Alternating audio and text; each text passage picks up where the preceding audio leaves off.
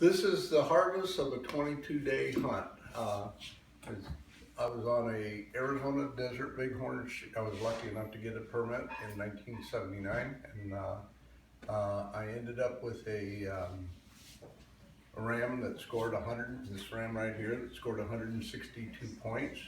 That's Boone Crockett. We hunted till the last day of the season for this thing. It was a gruesome hunt. We worked hard. We never came into camp. I never saw camp before daylight at any given time that I was on this hunt for 22 days. 2 days prior to the hunt is when I showed up in camp, and then we hunted the whole time after that.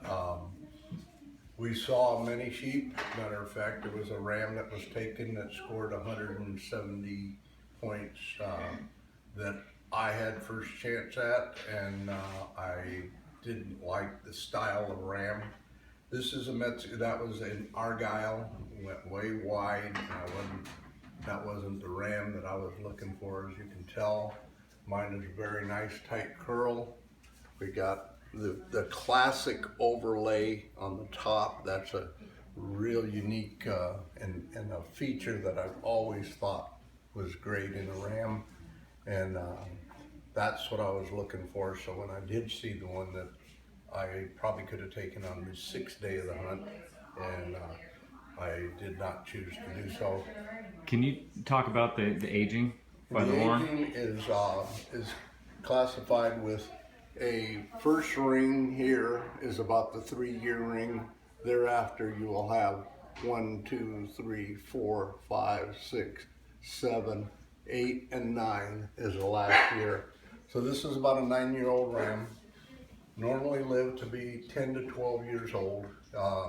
So they're in the peak of the maturity at 9 to 10 and 12, and they are breeding the best, and so they will be they will definitely die after their 12th year. Very likely that they can't go much. There is some animals out there that'll last to 12 to 15, but that's very unusual.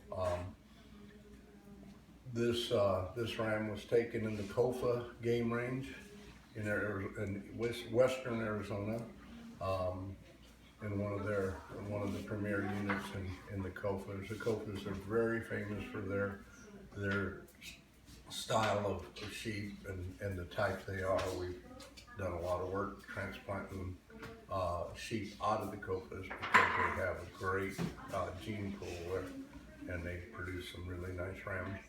But this is a Mexicali type, like I said. It's they're very elusive. They see well. They don't smell that well as far as being able to smell you, but they can see you long before you can see them. And I shot him with a 270 Seiko, one-shot kill. Proud of that. It required about a 3-mile hike. We brought him out whole. We did not want to take and quarter him up. We figured we could, with the help we had, we could get him out of there. So we put him on a backpack frame and walked him out. And that was the end of my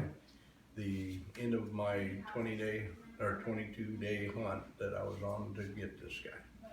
Can you tell me what you told me before about because you just gutted him, but you didn't bone him out. Yeah. How much did that pack weigh when you loaded him up? About 140 pounds is what we carried out. How much did you weigh at the time? I weighed exactly 142 pounds when I walked into my house. I started out at 185, so after 22 days I had lost about 40 pounds. You mean to say you started the hunt and you weighed 185 pounds at the start of the hunt? Yeah. And you weighed 142 when I finished. When you killed him? Yeah. So, and we were out every day on this thing from before daylight till before dark, and always up on the biggest, tallest mountains in part of Arizona's western portion of the range in the Castle Dome Mountains. Yeah. Tell me what distance, what range you shot him at. Shot him at about 340 yards with 160 grain Spitzer boat tail Sierra bullet with pushing it with 55 grains of 48-31 powder and 270. So we were, it was flying. I don't remember the speed of the bullet, but it was not a fast moving bullet, but it was very accurate in that particular Seiko rifle that I used. It was a bolt action Seiko with a 3 to 9 scope, and he was on high power on the scope when I shot him. So, it was, Now, can you describe your setup for that shot? Were you resting on a bag or a tripod or backpack or something? Right on the ground with just a backpack on the rock slope and my rifle on top of that, and basically ready for the shot as soon as he pulled up, turned just slightly to the left, and took him right behind the shoulder into the heart area, and instantly went down the slope on the other side of the mountain. Didn't get to see this ram for about 45 minutes after the initial shot was done. We had to wait to see if he was going to actually come out the other side. I was fully confident that we had made a one-shot kill, but we could not move from where we were at because of the terrain was down and then back up. If we would have moved, he'd have been able to sneak away either way. So we stayed where we were. We would have been able to spot him if he was to come out. So it took about 45 minutes by the time we had one person go down, find the animal, give us the heads up. So that was a long 45 minutes to wait to see your harvest here. It was really kind of gruesome, but it was a one of those things that you need to do to make sure that the kill was successful and that you did what you were supposed to do. So we did not have anybody go around or anything. We just went right to the ram, and the ram was right behind the mountain that he bailed over as soon as I shot. And he was back there pretty much gone at that point. So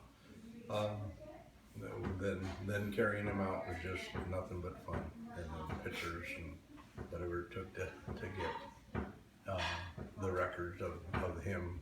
He recorded in photographs, so, which took a while. So we spent the rest of the day, shot about 9 o'clock. We didn't get out of there till about 3 or 4 o'clock that afternoon, and loaded at camp and headed back to Phoenix after our 22-day hunt.